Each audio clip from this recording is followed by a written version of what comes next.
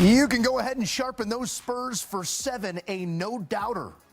Thursday night in San Antonio, 28 points in 28 minutes for Victor Wembanyama. A 20-0 run in the third quarter, all but ended this one as San Antonio doesn't go quietly into the dying light. We're set for 7 on Saturday. 118-91 is your final, a 27-point victory here for the San Antonio Spurs, the largest margin of victory when facing elimination in franchise history. And for more, we welcome in CBS Sports NBA analyst John Henson and Spurs royalty, the coach Avery Johnson. Fellas, a fun watch if you're on the San Antonio side of things, certainly in this one. It had all the markings of the urgency of a team with their backs against the wall. Coach, what allowed San Antonio to dictate the terms from the opening tip tonight? The Spurs played great defense without fouling tonight. When you look at, OKC, limited amount of free throws, the Spurs was terrific defensively. They played defense without fouling. They rebounded the basketball well. So when you're +9, +10 at the free throw line, at the rebounding the basketball, they defended well, and they slowed down not Shai Gilgeous-Alexander, but Alex Caruso. I told you in the pregame, Alex Caruso is the key for this team. Dylan Harper played extremely well. Sure, Victor was better. He played at a high level. But at the end of the day, Spurs bench outplayed OKC's bench. Yeah. I think the key word is sense of urgency. Spurs came out with a sense of urgency. Wembanyama came out firing threes with confidence, 30 assists on 41 made field goals. It's hard to say that maybe OKC didn't come out with as much punch as you thought they would. Are the Spurs kind of wearing on them mentally? Hey, look, a couple long seasons, finals, now Game 7 coming up. If I'm OKC, it's time to regroup. But the Spurs just came out and looked like they wanted it more from top to bottom. OKC shoots 3. Their starters are 3 of 17 from the 3. You don't usually see this from an OKC team that's pretty good as an eliminate. They call SGA the closer. So tough break for OKC and the Spurs. This is what they've been doing all year. When they win big at home. They did the same thing tonight, wire to wire. OKC better buckle up because these young boys are not going anywhere. Yeah, the closer was doing the same thing as you and I in closing time, and that was watching some hoop. SGA on ice there in the fourth quarter, John. I want to go back to something that Coach said because they did a great job in keeping everybody off the stripe, but specific to SGA and all of the storylines that have been around the whistles that he's gotten. Just 3 free throw attempts, averaging north of 10 attempts this postseason.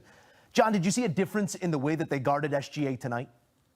Well, I'm sure Coach can also relate. When you guard somebody for 6 games, you start to learn their tendencies, and you just learn what they like to do. And I even saw SGA, not flop. I hate the word flop, but not flopping as much, trying to play through contact a little more, which is what I think the Spurs want him to do, and maybe the league as well.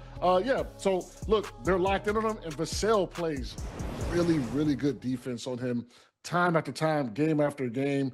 They're essentially shutting his water off right now. OKC's gonna have to figure out kind of what they did before, get him off the ball, get him moving. The ISO one-on-one does not work, and when they get into that little trap, hoping SGA can rescue them, they usually get themselves in trouble, as we saw tonight.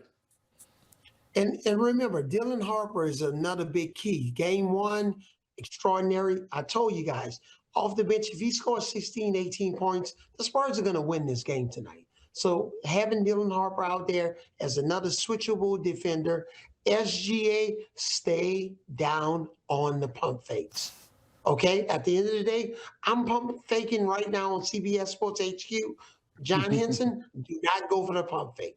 Joe Musso, not go for the pump fake. Because if you do, even at my age, you're going to be in problems.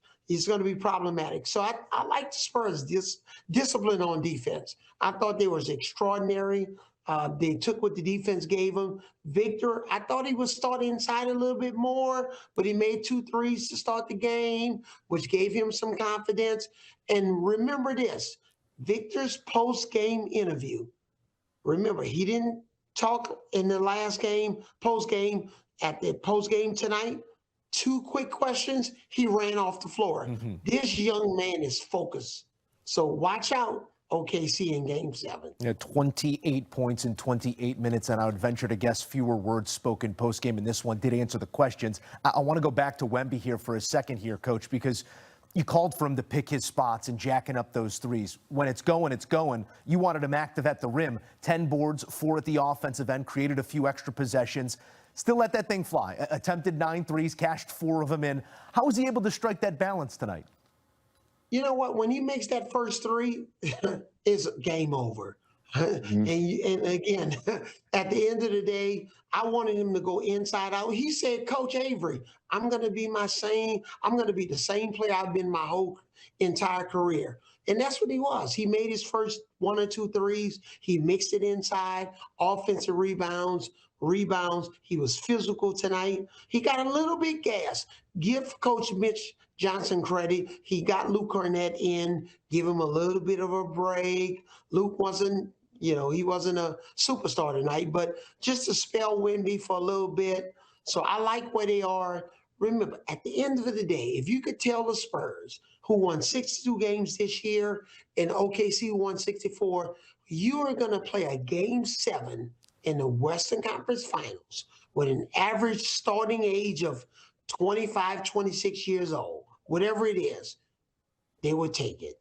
It's a 1-game series, guys. Yeah, and going on the point with Wemby, look, I was a big that started shooting threes later in my career. When I see the first one go in, the next one's going up.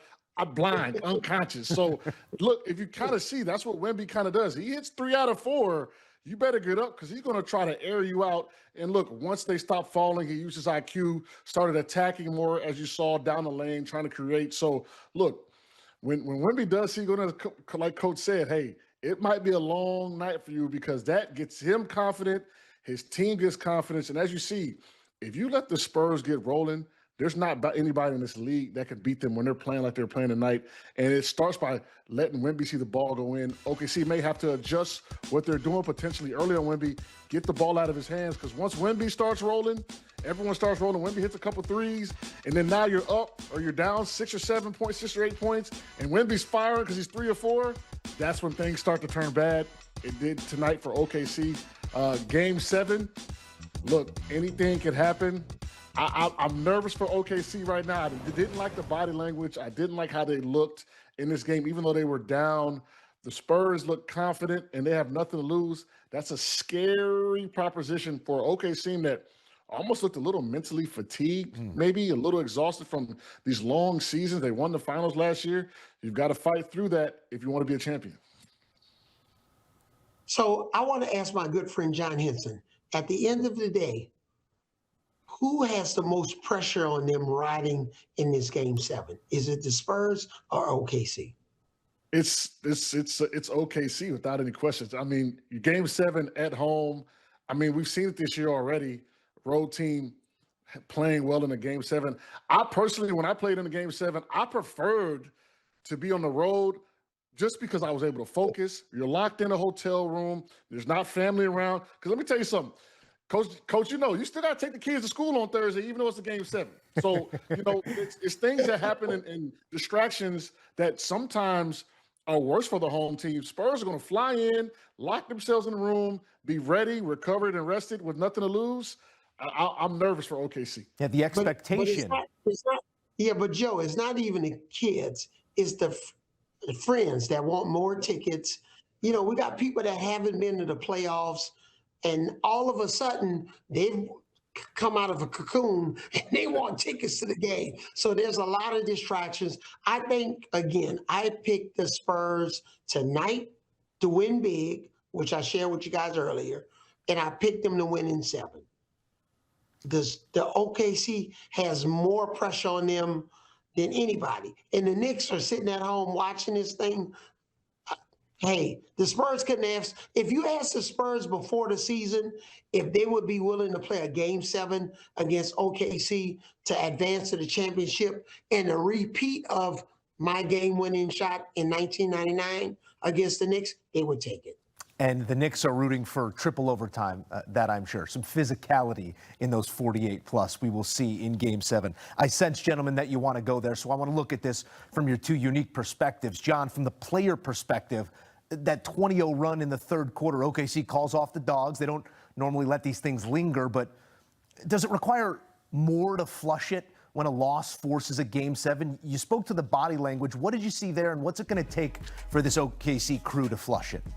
Well, now, I don't want to get too much on the Spurs bandwagon because OKC's been here before, right? They played in Game 7s for all the marbles. So, right, you got to flush that, get on a plane, get back home, regroup, recover, watch some film, right? And you got to try to make some corrections, right? I think OKC has the advantage now because, hey, look, they can correct some things, maybe change some schemes. And you've seen in a lot of Game 7s, guys that may play, may not play. There may be a kind of X-factor guy that comes in that maybe the other team's not prepared for.